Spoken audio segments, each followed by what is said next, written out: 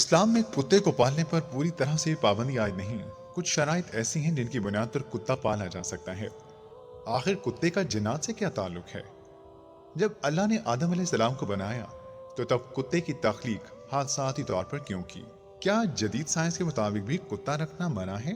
یہ سب راز جاننے کے لیے آپ سے گزارش ہے کہ ویڈیو کو پورا دیکھیں تاکہ آپ کتے کے متعلق جانکاری سے مستفید ہو سکیں۔ ناظرین کرام، آپ کے کانوں سے ٹکرانے والی آواز ہے فہد کریم کی، اور اس تحریر کو قلمبند کیا ہے وقار شیخ نے۔ اللہ تعالیٰ نے کسی بھی چیز کو بنا مقصد پیدا نہیں کیا، بس فرق صرف اتنا ہے کہ ہم اس چیز کے بارے میں علم نہیں رکھتے۔ ناظرین کرام، اس میں کوئی شک نہیں، کتا ایک وفادار جانور ہے اور باقی جانداروں کے مقابلے میں اس کی وفاداری پر کوئی شک نہیں۔ یہ انسان کے ساتھ بہت جلد مانوس ہو جاتا ہے اور اپنے مالک کے سکھائے ہوئے کاموں کو کرنے میں کوئی آر محسوس نہیں کرتا۔ ان خصوصیات کے باوجود اسلام نے کتا رکھنے کی اجازت نہیں دی۔ آئیے جانتے ہیں قدیمی دستاویزات کے مطابق جب اللہ نے حضرت آدم علیہ السلام کو پتلا بنایا تو شیطان ابلیس نے اس پتلے پر چھینک دیا۔ تب اللہ تعالیٰ نے حضرت جبرائیل علیہ السلام کو فرمایا کہ وہ چھینک والے حصے کی مٹی کو ہٹا دیں۔ چنانچہ حضرت جبرائیل علیہ السلام نے اس حصے کی مٹی کو ہٹا دیا، جس کی وجہ سے وہاں پر ایک گڑھا بن گیا جو آج بھی ہمارے جسم میں ناو کی شکل میں موجود ہے۔ جب اس حصے میں مٹی نکالی گئی تو اس بچی ہوئی مٹی سے اللہ نے کتے کی تخلیق کی۔ اس طرح سے کتے کو تخلیق کیا گیا۔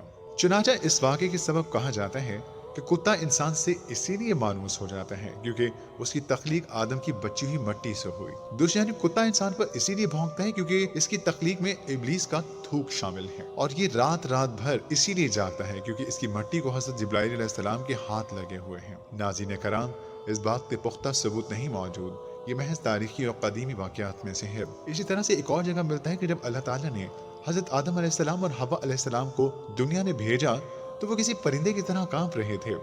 ابلیس نے جب یہ منظر دیکھا تو وہ دوڑتا ہوا زمین کے درندوں کے پاس آیا اور کہنے لگا، زمین پر 2 نئے پرندے آئے ہیں، اتنے بڑے پرندے تم نے پہلے کبھی نہیں دیکھے ہوں گے، جاؤ اور ان کو کھا لو۔ ابلیس کی یہ بات سن کر درندے حضرت آدم علیہ السلام اور حوا علیہ السلام کو کھانے کی خاطر ابلیس کے ساتھ چل دیے۔ ابلیس پورے راستے انہیں للچا رہا تھا کہ بس تھوڑی دور اور دوڑ رہا تھا، جس کی وجہ سے ابلیس کے منہ سے تھوک گر رہا تھا۔ تب اللہ تعالیٰ نے ابلیس کے اس تھوک سے 2 کتے یعنی ایک نر اور ایک مادہ کتے کو پیدا کیا جو حضرت آدم علیہ السلام اور حضرت حوا علیہ السلام کی حفاظت کے لیے معمول ہو گئے، اور ان دونوں نے حضرت آدم اور حوا علیہ السلام کو کوئی نقصان پہنچانے نہ دیا۔ اسی بنیاد پر کہا جاتا ہے کہ کتا رات کے وقت شیطان کو دیکھ کر عجیب و غریب قسم کی آوازیں نکالتا ہے تاکہ اپنے مالک کو آگاہ کر سکے۔ اس واقعے کی بھی کوئی ٹھوس سند موجود نہیں، پر تاریخی روایات میں یہ واقعہ پایا جاتا ہے، جبکہ صحیح سند کے ساتھ موجود ہے کہ اللہ کے نبی حضرت محمد مصطفیٰ صلی اللہ علیہ وسلم ایک دن اپنے حجرہ مبارک میں موجود تھے اور حضرت جبرائیل علیہ السلام کے آنے کا انتظار کر رہے تھے۔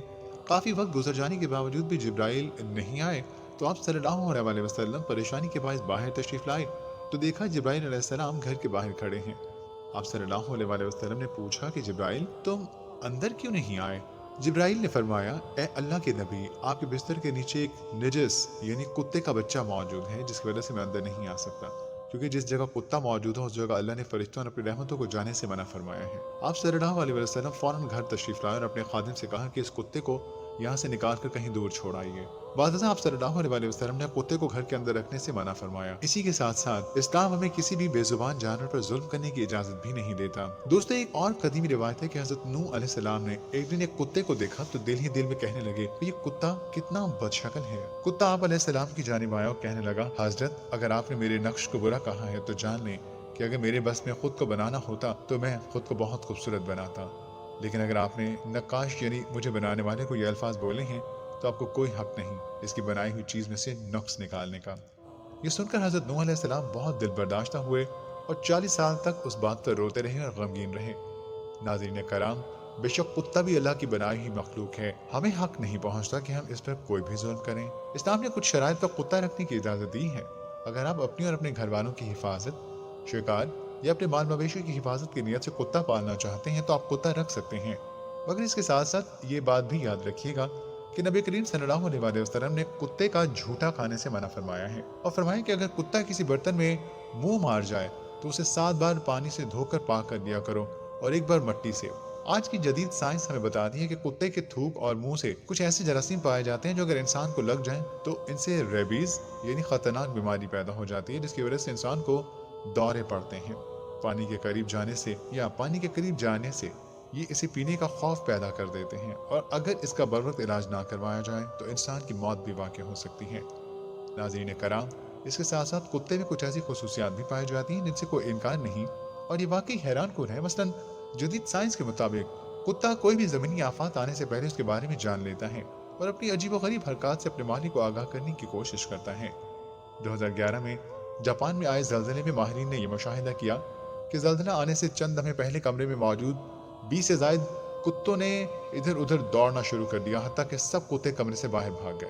ماہرین کہتے ہیں زمین کی گہرائیوں میں موجود گیس، پانی، کیمیکل کا لیول کتا اپنی ناک کے ذریعے محسوس کر سکتا ہے، جس کی بنیاد پر اس میں کسی قسم کی ہلچل اور تبدیلی کے باعث اسے آنے والے خطرے کا پتہ چل جاتا ہے۔